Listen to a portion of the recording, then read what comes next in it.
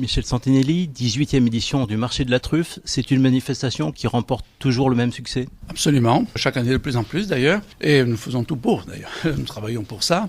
C'est un travail de communication pour faire connaître au grand public ce qu'est la truffe. Comment on la trouve, comment on s'en sert, comment on la déguste, et c'est le but de cette opération. Le 11 janvier, à la Bastille Saint-Antoine à Grasse, sera un grand moment pour le prestige de cette truffe, pour pouvoir la goûter, mais également pour entrer en contact avec des professionnels qui peuvent vous expliquer ce qu'est ce champignon, et surtout de bien mieux la connaître. Mieux la connaître, savoir l'utiliser, et en même temps, savoir faire la différence entre toutes les truffes qui existent, quelle est la bonne et celle qui l'est moins. Des animations le samedi à la Bastille Saint-Antoine et le dimanche un marché au Rouret. Voilà, donc à la Bastille Saint-Antoine le samedi, 11 janvier, grande animation, les chiens truffiers, concours de brouillade, en fait tout cela. Le lendemain, au Rouret, la visite du champ d'essai pour montrer aux gens ce que nous y faisons. Et il y a toujours à peu près 200 à 300 personnes qui viennent chaque année. On fait monter des personnes avec des bus jusque sur les parcelles expérimentales. Ensuite, il y aura d'animation, grand marché festif, produits locaux, produits régionaux, mais également conférences sur la truffe, démonstration de chefs, concours de brouillade également, enfin toute une animation de toute une journée. Les 2 journées, c'est les 2 plus grosses journées trufficoles de notre région. Ce champ expérimental du Rouret est important pour faire progresser la recherche sur la truffe? Eh bien, il participe au réseau national et grâce au travail que nous menons depuis maintenant presque 20 ans au niveau de la Fédération française des trufficulteurs, eh bien, nous avons pu trouver les moyens pour faire avancer la connaissance sur ce champignon. Nous savons depuis cette année maintenant que la truffe a un sexe, que pour pouvoir avoir des truffes que nous pouvons déguster, il faut qu'il y ait un père et une mère, ce que nous ignorions. Et c'est le décryptage du génome qui nous a permis de le comprendre. Nous connaissons maintenant le lien entre le champignon et l'arbre, mieux que ce que nous pouvions appréhender avant. C'est-à-dire que la recherche est essentielle. Notre petit champ d'essai, là, qui fait 1,5 hectare au Rouret, il contribue pour sa part, modestement. Nous faisons là de la recherche appliquée, qui est la suite logique de ce que les fondamentalistes nous mettent en avant. Et vraiment, là, depuis peu de temps, là, on commence à exploser dans la connaissance de ce champignon, à mieux le cerner, ce qui nous permet de faire des plantations de façon plus judicieuse, qui nous permet d'avoir des résultats plus rapides. Alors la rapidité chez nous, c'est pas en une semaine, ce sont des années, mais maintenant on sait faire des plants qui au bout de la 7-8e année commencent à rentrer en production, voire avant même dans certains cas. Alors qui dit rentrer en production ne dit pas une grosse production. Pour avoir une belle production bien stabilisée, il faut attendre la 15e année, mais quand même on arrive à avoir des progrès considérables en termes de production. Des progrès ont été aussi effectués dans la connaissance de l'arôme de la truffe. Oui, alors ça, ce sont des essais qui découlent directement du décryptage du génome.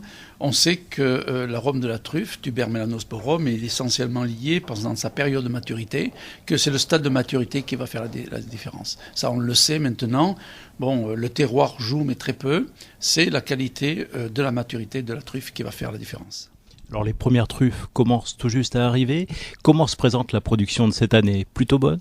Écoutez, d'après toutes les indications que nous avons sur nos plantations, les truffes de marque sont là. Ça veut dire que nous espérons une belle année. Belle année en quantité, belle année bien sûr en qualité, en espérant qu'il n'y ait pas de gel trop fort en décembre. Voilà. Donc il faut être prudent, mais ça s'annonce bien. Et la production sur la Côte d'Azur continue à progresser? Oui, nous avons planté plus de 200 hectares dans notre beau département. Il y a une potentialité nettement supérieure. Le Conseil général nous apporte une contribution intéressante et nous soutient dans cette action-là, qui permet aux personnes qui souhaitent faire des plantations de bénéficier de la moitié de la valeur des plants. Donc c'est quand même pas rien comme geste. Mais en même temps, nous apportons, nous, le soutien technique. Donc il y a plus de 200 hectares qui ont été plantés. Et nous pensons que cette année, on devrait arriver autour de 600 kilos de truffes dans notre département, 600-700 kilos à peu près. Mais c'est un travail qu'on ne peut pas mesurer comme ça aujourd'hui, parce que les plantations sont jeunes, d'autres sont plus anciennes, mais on rentre en production quand même pas mal, de plus en plus en tout cas. Et la culture de la truffe joue un rôle dans la protection de l'environnement?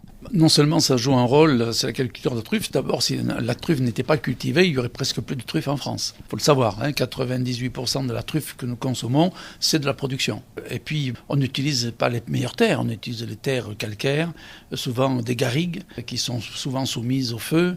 Donc la truffe, non seulement permet de lutter contre l'incendie par ces plantations, permet effectivement d'embellir l'environnement. Il est préférable de voir une plantation de chênes blancs, chênes verts, plutôt que des ronciers. Ça, c'est important. Et puis, ça a aussi une valeur économique non négligeable.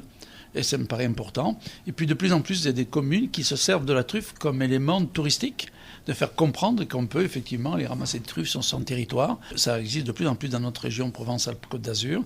Eh bien, la truffe a donc cette particularité d'apporter non seulement du plaisir à table, mais du plaisir économique et du plaisir sur le plan touristique. Et sur la commune de Grasse, il y a des projets pour développer la culture de la truffe. Alors, il y a une volonté effectivement communale. Il y a déjà pas mal de plantations sur Grasse, il faut le dire quand même. Et il y a la volonté de mesurer toutes les potentialités de la commune. À Grasse, ils souhaitent le faire. Ça a été fait dans d'autres secteurs des Alpes-Maritimes, comme dans le Sian, la communauté du Sciences-Var. Et nous avons aidé à faire ce travail. De plus en plus de collectivités locales essayent de mesurer comment ils peuvent utiliser leur territoire et là où ils peuvent mettre de la truffe, effectivement, plutôt que de laisser leur territoire en proie aux flammes de temps en temps, quoi. Donc, il y a cette prise de conscience qui est mise en avant, qui est faite, et nous les accompagnons, puisque nous avons la connaissance technique, pour pouvoir aller dans ce sens-là.